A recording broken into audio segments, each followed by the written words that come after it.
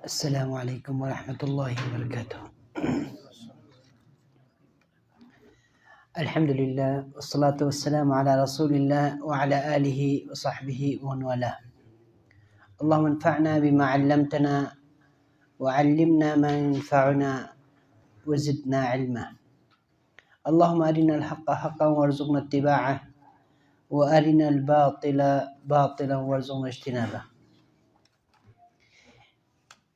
اللہ تعالیٰ کی توفیق سے امام ابن تیمیہ رحمہ اللہ کی کتاب العقیدہ الواسطیہ سمجھنے سمجھانے کی ہم کوشش کر رہے ہیں۔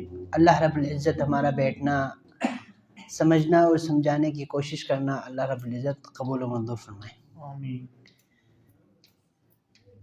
پچھلے ہفتے ہم نے شروع کیا تھا جس میں امام ابن تیمیہ رحمہ اللہ کا اس متن یعنی العقیدہ واسطیہ 2 سطر ہم نے پڑھے تھے۔ بسم اللہ الرحمن الرحیم کے بعد امام ابن تیمیہ رحمہ اللہ فرماتے ہیں الحمدللہ الذی ارسل رسولہ بالہدی ودین الحق لیظہرہ علی الدین کلہ وَكَفَى بِاللَّهِ شَهِيدًا وَأَشْهَدُ أَن لَا إِلَهَ إِلَّا اللَّهُ وَحْدَهُ لَا شَرِيكَ لَهُ إِقْرَارًا بِهِ وَتَوْحِيدًا۔ یہاں تک ہم نے ترجمہ پڑھنے کی کوشش کی تھی۔ آج اس کے بعد وَأَشْهَدُ أَنَّ مُحَمَّدًا عَبْدُهُ وَرَسُولُهُ صلی اللہ علیہ وآلہ وسلم صلی اللہ علیہ وآلہ وصحبہ وسلم تسلیما مزیدا۔ امام ابن تیمیہ اللہ تعالیٰ کی تعریف بیان کرنے کے بعد پھر عقیدہ توحید کا اقرار کرنے کے بعد واشہد ان لا الہ الا اللہ، عقیدہ توحید کا اقرار کرنے کے بعد فرماتے ہیں واشہد، اور میں گواہی دیتا ہوں، انا، بے شک، محمد صلی اللہ علیہ وآلہ وسلم، عبدہ و رسولہ، اس کا بندہ، عبد بندہ ہے اللہ رب العزت کا، و رسولہ، اور اس کا رسول ہے، صلی اللہ علیہ وآلہ وسلم، صلی اللہ علیہ اللہ تعالیٰ کی درود ہو ان پر، وآلہ، اور اس کے آل پر، وصحبہ، اور اس کے اصحاب پر، وسلم، اور سلام ہو، سلامتی ہو، تسلیما مزیدا، مزیداً زیادہ سے زیادہ تسلیمات۔ اب علماء رحمہم اللہ اشہد، گواہی دیتا ہوں، ہم کہتے ہیں نا کلمہ شہادت، کلمہ شہادت کا معنی ہے گواہی دینا، اقرار کرنا۔ یہ صرف اقرار کرنے کا معنی نہیں ہے۔ کلمہ شہادت یعنی اشہد ان لا الہ الا اللہ پڑھنا صرف زبان سے پڑھنا کافی نہیں ہے جب تک وہ دل میں اس کی تصدیق نہ کرے۔ اسی طرح نبی صلی اللہ علیہ وسلم کے بارے میں بھی اگر کوئی شخص محمد صلی اللہ علیہ وآلہ وسلم کو رسول مانے، میں محمد صلی اللہ علیہ وسلم کو رسول مانتا ہوں، دل میں اگر اس میں کوئی شک و شبہ ہو تو وہ حقیقت میں مومن، نبی صلی اللہ علیہ وسلم پر مومن نہیں ہے۔ اور تیسری بات علماء رحمہم اللہ فرماتے ہیں یہ صرف اقرار اور تصدیق کی بات نہیں ہے بلکہ عملی طور پر عملاً یہ پتہ ہونا چاہیے کہ یہ مسلمانوں والا، نبی صلی اللہ علیہ وآلہ وسلم کو ماننے والا، وہ عمل کر رہے ہیں کہ نبی صلی اللہ علیہ وسلم کی باتوں کو مان رہے ہیں، آپ نے جن چیزوں سے منع فرمایا ان سے رک رہے ہیں۔ تو اشہد، شہادت میں 3 باتوں کا پایا جانا لازمی ہے، ایک اقرار، ایک تصدیق، اور تیسری بات عمل بالجوارح۔ یہ ایمان کی جو تعریف ہے وہ یہاں پر بھیجی۔ واشہد ان محمد نبی صلی اللہ علیہ وآلہ وسلم کے ناموں میں سے ایک نام ہے جس کا آپ کے جد امجد نے آپ کا نام رکھا تھا، تو نبی صلی اللہ علیہ وآلہ وسلم کا نام ہی تعریف کیا گیا۔ محمد کا معنی کیا ہے؟ تعریف کیا گیا۔ اسی لیے حضور اکرم صلی اللہ علیہ وسلم کی حدیث ہے، وہ فرماتے ہیں کہ یہ لوگ برا بلا کہتے ہیں، میرا نام تو تعریف کیا گیا ہے، کن کو برا بلا کہیں گے؟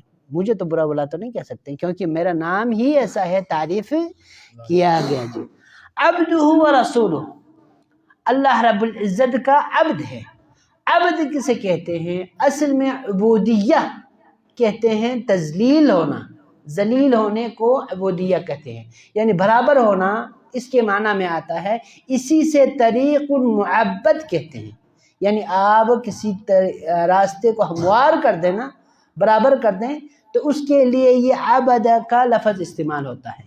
اور عبد عبودیت میں ذلت اور رسوائی کا معنی پایا جاتا ہے۔ تو اللہ کے سامنے جو بھی شخص، چاہے وہ نبی ہو یا ملک ہو، جتنا اللہ کے سامنے ذلیل ہوگا اتنی اس کی عزت بڑھ جائے گی۔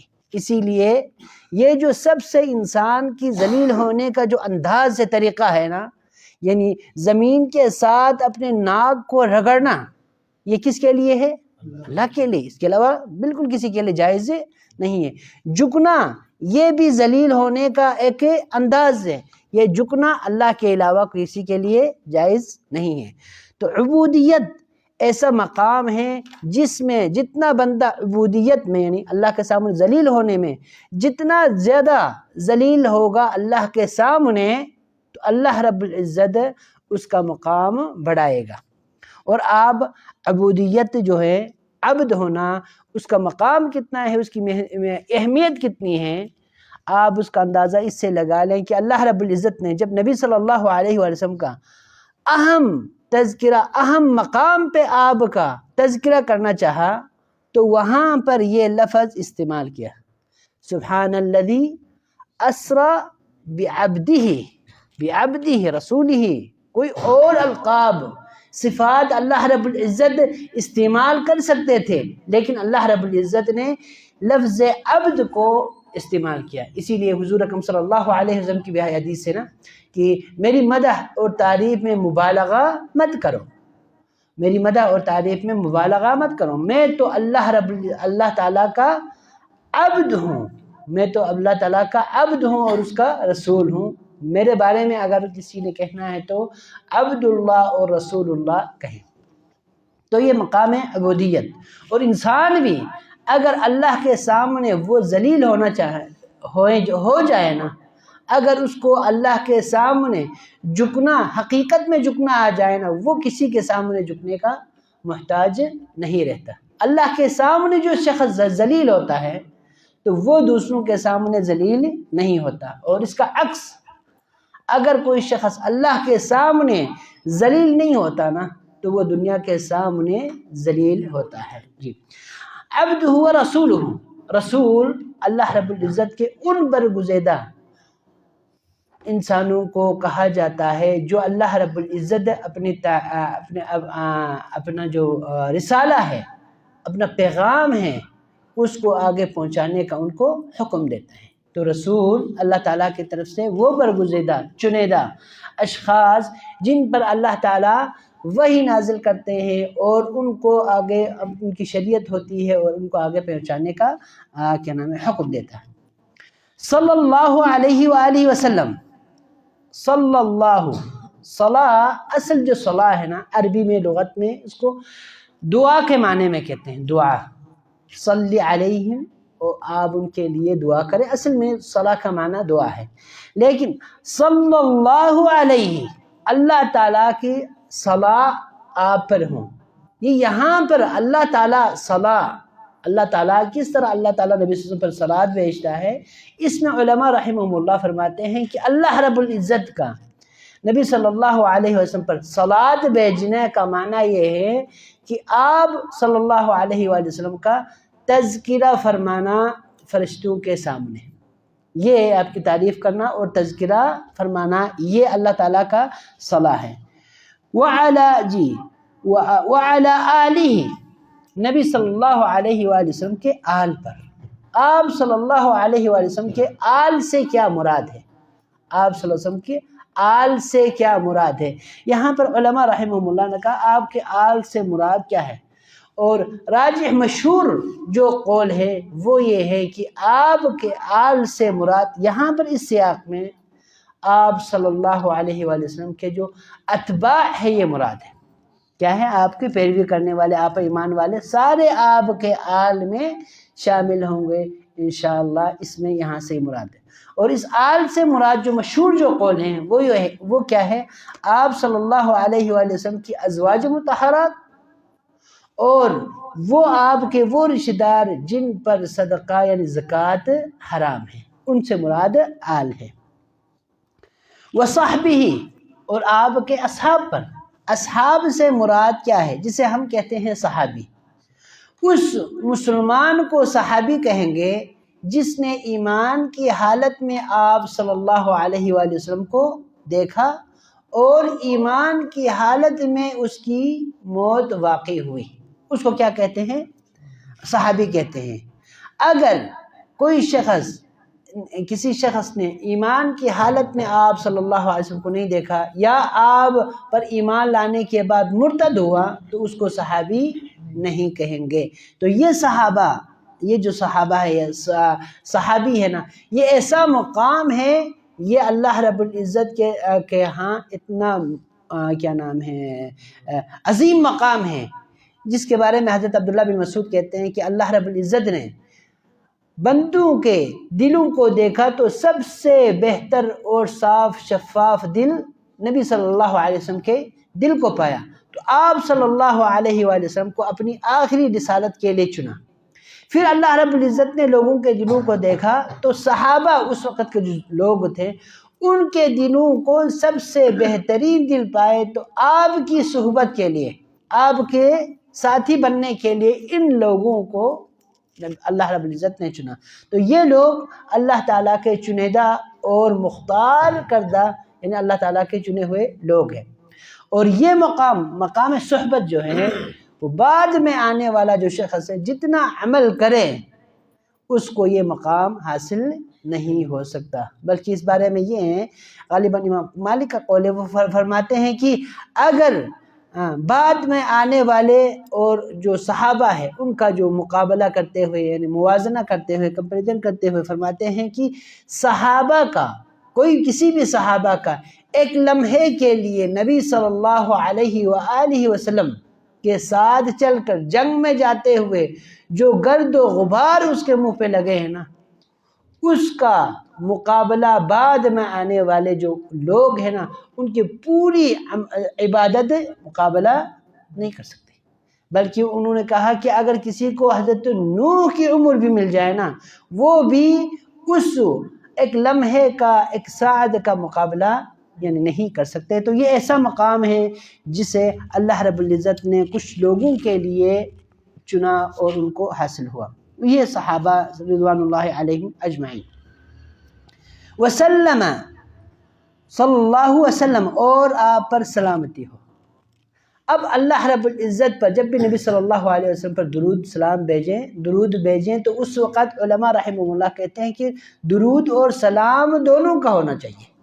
صلی اللہ علیہ وآلہ وسلم، صلی اللہ علیہ وآلہ وسلم، دونوں کا ہونا کیوں بہتر ہے؟ کیونکہ اللہ رب العزت نے بھی جب درود بھیجنے کا حکم دیا، صلو علیہ وسلم، صلاۃ اور سلام دونوں کا اللہ رب العزت نے ذکر کیا۔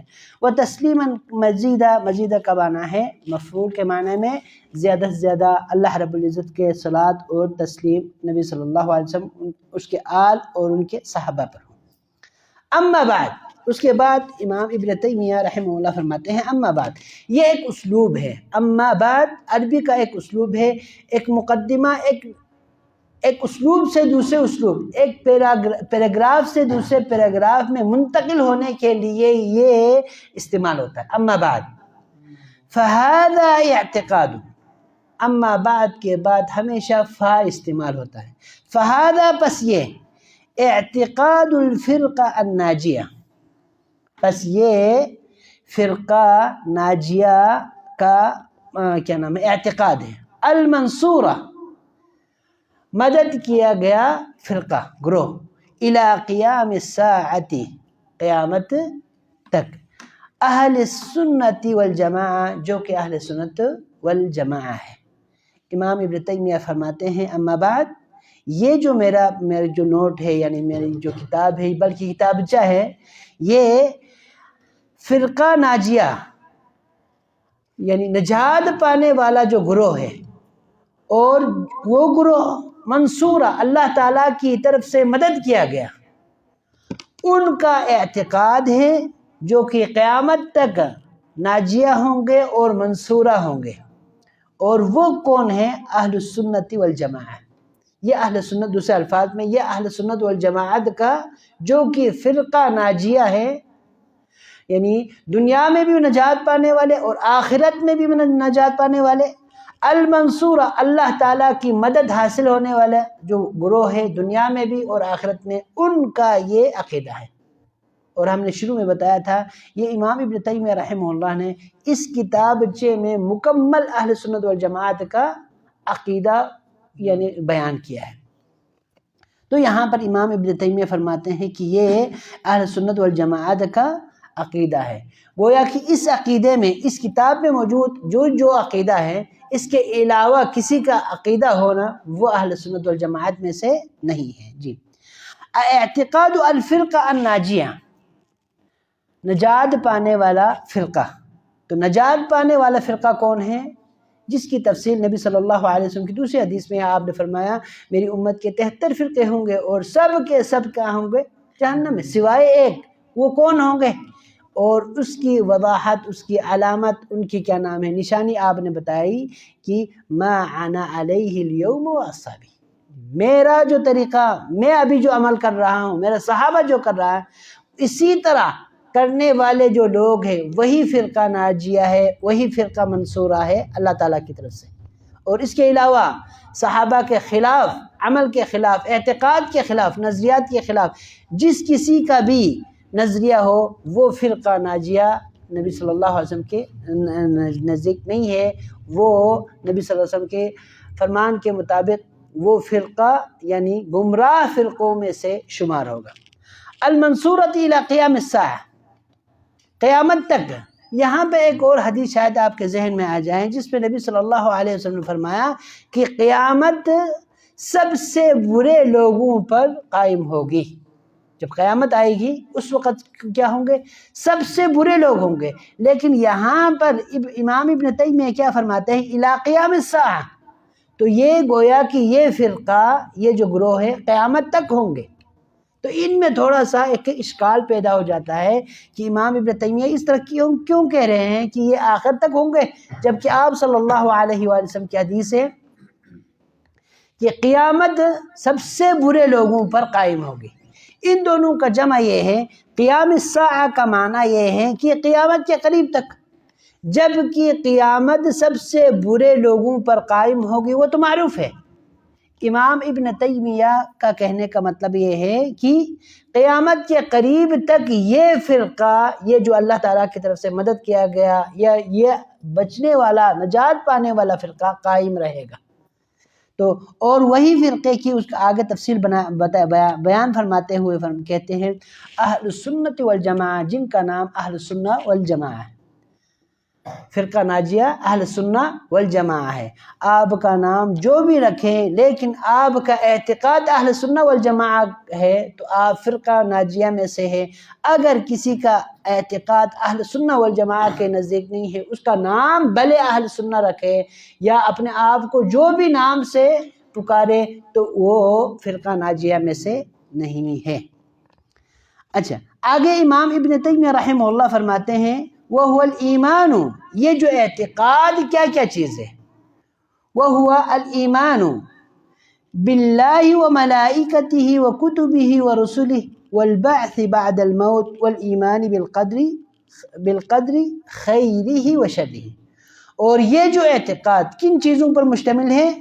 اور وہ یہ ہے الایمان باللہ، اللہ پر ایمان لانے پر مشتمل ہے، وَمَلَائِكَتِهِ، اس کے فرشتوں پر ایمان لانے پر مشتمل ہے، وَكُتُبِهِ، اللہ تعالیٰ کی کتابوں پر ایمان لانا، وَرُسُلِهِ، اور اللہ تعالیٰ کے رسولوں پر، وَالْبَعْثِ بَعْدَ الْمَوْتِ، مرنے کے بعد اٹھائے جانے پر ایمان لانا، والایمان بالقدر، تقدیر پر ایمان لانے پر مشتمل ہے، خیرہ و شرہ، بری اور اچھی اور بری تقدیر پر ایمان لانا۔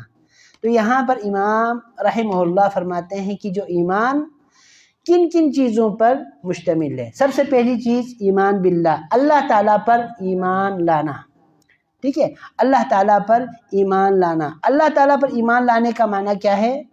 سب سے پہلی بات یہ ہے اللہ تعالیٰ پر ایمان لانے کا یہ ہے کہ اللہ تعالیٰ کے وجود کا اقرار کرنا۔ اللہ تعالیٰ کے وجود کو مانے بغیر آپ ایمان لا ہی نہیں سکتے۔ سب سے پہلی چیز کیا ہے؟ اللہ تعالیٰ کے وجود کا ماننا۔ پھر اس کے بعد اللہ تعالیٰ کی ربوبیت کا ماننا۔ اللہ تعالیٰ رب ہے، خالق ہے، وہ اکیلا ذات خالق ہے، وہی مدبر ہے، وہی رازق ہے۔ آپ کی ربوبیت کا اقرار کرنا، توحید ربوبیت کا۔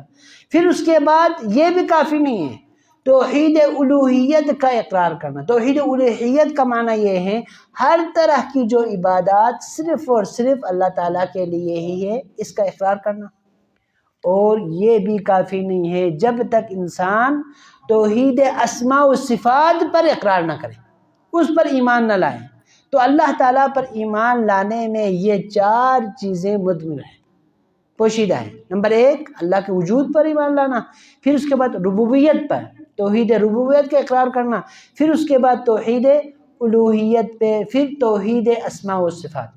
توحید ربوبیت کسے کہتے ہیں؟ اللہ تعالیٰ کے افعال میں اللہ تعالیٰ کو یکتا اور واحد ماننا، اس کو توحید ربوبیت کہتے ہیں۔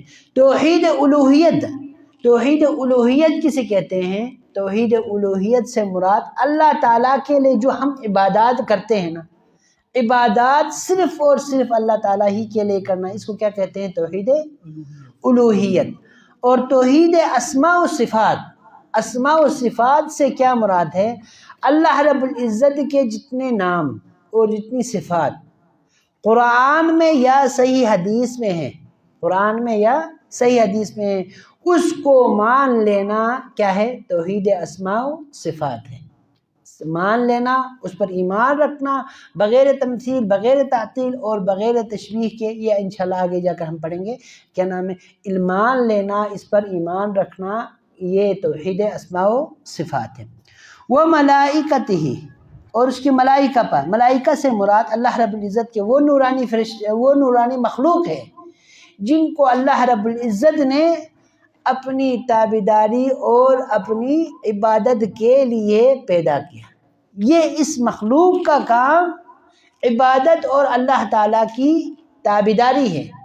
ان کی فطرت میں ہی معصیت نہیں ہے، لا یعصون اللہ ما امرہم، اللہ رب العزت جو بھی حکم دیں گے، جس طرح ہم کہتے ہیں یسر کہیں گے، بالکل بجا لانے والے، اور بالکل ان کی خصلت میں ہی نافرمانی جو معصیت ہے نہیں ہے۔ یہ نورانی مخلوق اللہ رب العزت کی، ان کی تعداد کتنی ہے، ان کا وزن کس طرح ہے، یہ ایک مخفی امور ہے۔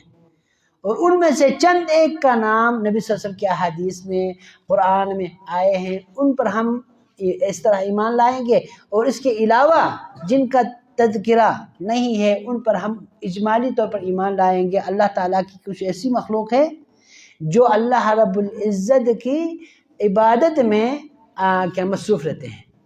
اللہ رب العزت کے یہ مخلوق کس طرح عبادت میں مصروف رہتے ہیں؟ نبی صلی اللہ علیہ وسلم کی ایک حدیث ہے جس میں آپ صلی اللہ علیہ وسلم فرمایا کہ آسمان میں یعنی کوئی چپا بھی نہیں ہے جہاں پر کوئی کیا نام ہے فرشتہ عبادت میں مصروف نہ ہو۔ تو آپ اس کا اندازہ اس سے لگا لیں کہ بیت اللہ کے اوپر ایک بیت المعمور ہے جہاں پر فرشتے بھی طواف کرتے ہیں۔ اس کے بارے میں نبی صلی اللہ علیہ وسلم فرمایا کہ یہاں پر فرشتے روزانہ 70,000 لوگ فرشتے طواف کرتے ہیں، اور جس نے ایک دفعہ طواف کیا قیامت تک دوبارہ اس کی باری نہیں آئے گی۔ آپ اسے اندازہ لگائیں یہ کتنی بڑی مخلوق ہوگی جی۔ تو ان کے بارے میں ہم نے یہ عقیدہ رکھنا ہے جن کے بارے میں وصف جن کا نبی صلی اللہ علیہ وسلم نے ذکر کیا، وصف آئے ہیں، نام آئے ہیں کچھ کے، اسی طرح تفصیلاً ہم کیا نام ہے ان پر ایمان لائیں گے۔ جن کا وصف نہیں آیا ان کے بارے میں ہم اپنے ظن اور گمان کے مطابق باتیں نہیں کریں گے، بس ہم اجمالی طور پر ایمان رکھیں۔ وَكُتُبِهِ، نبی صلی اللہ علیہ وآلہ وسلم پر جو آخری کتاب اتری اور اس سے پہلے اس طرح اور بھی اللہ رب العزت نے کتابیں اور صحف نازل کیے ہیں، ان سب پر ایمان لانا۔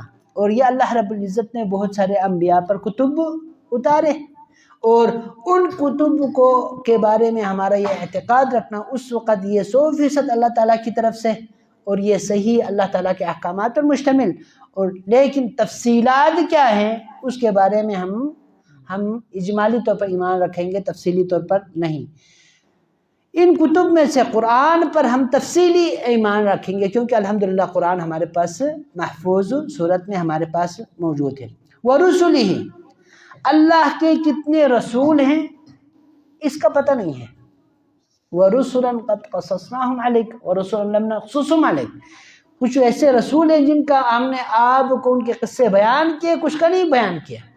تو رسولوں کی تعداد کا پتہ نہیں ہے، رسولوں کی تعداد کتنی ہے، لیکن جن رسولوں کے نام قرآن میں آئے ہیں ہم ان کے نام کو مانیں گے، جن کا تذکرہ نبی صلی اللہ علیہ وسلم نے فرمایا ان کو اسی طرح تفصیل سے مانیں گے، جن کا ذکر نہیں ہے تو ان کو ہم ان کے بارے میں کہیں اللہ رب العزت نے جتنے بھی انبیاء اور رسول بھیجے ہیں وہ برحق تھے، انہوں نے اپنی ذمہ داری 100% اچھی طرح نبھا کر چلے گئے، یعنی اللہ رب العزت کے پیغامات کو انہوں نے پہنچا کر وہ دنیا سے رخصت ہو گئے۔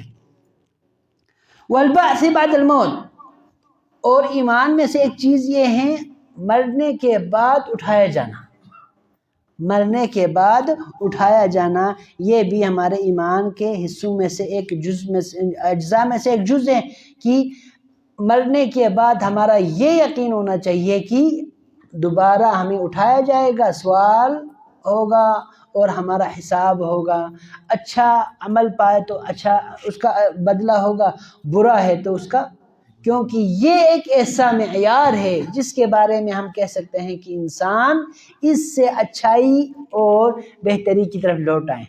اس کی مثال یہ ہے کہ آپ لڑکے سے کہیں نا کہ سال کے بعد آپ کا امتحان ہوگا، امتحان کے خوف سے وہ پڑھے گا، تیاری کرے گا، لیکن اگر آپ اب لڑکے سے کہیں کہ بھائی پڑھیں نہ پڑھیں، آپ کا کوئی ٹیسٹ نہیں ہوگا، کوئی امتحان نہیں ہوگا، تو اکثر لڑکے نہیں پڑھیں گے، وہ محنت ہی نہیں کریں گے۔ اسی طرح اس چیز کو ذہن میں رکھنے کے لیے یہ اچھائی ہے، یہ برائی ہے، اور آپ کو اچھائی کی طرف، انسانوں کو اچھائی کی طرف ابھارنے کے لیے جب تک یہ عقیدہ مضبوط نہ ہوگا نا تو یہ کام دنیا میں نہیں ہو سکتا۔ اسی لیے اللہ رب العزت نے والبعث بعد الموت اس عقیدے کو بھی مسلمانوں پر لازم اور ضروری قرار دیا۔ والایمان بالقدر خیرہ و شرہ، ہر تقدیر، ہر طرح کی تقدیر، چاہے وہ اچھی تقدیر ہو یا برا، یہ اللہ رب العزت کی طرف سے ہے، یہ ماننا بھی ایمان کے اجزاء میں سے ایک جز ہے۔ اور تقدیر کسے کہتے ہیں؟